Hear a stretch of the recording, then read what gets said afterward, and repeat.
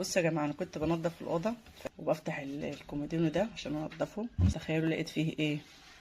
حاجه منعان عيال.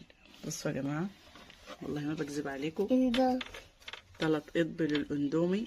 ما لقيتهم كده. مين اللي عامل العامله السودا دي؟ تخيلوا تكون بنتي الكبيره شيماء. يعني انتوا لو ما كانوا تعملوا ايه يا جماعه؟ امال مين؟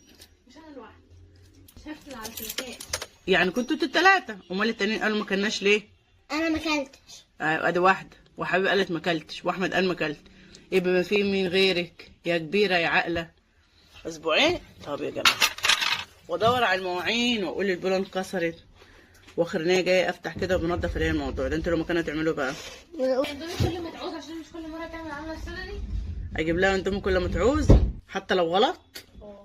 خلي بالكم يا جماعه من عيالكم، ما تناموش وتسيبوهم بيلعبوا بديرهم من ورانا. خدوا بالكم من عيالكم. مع السلامه.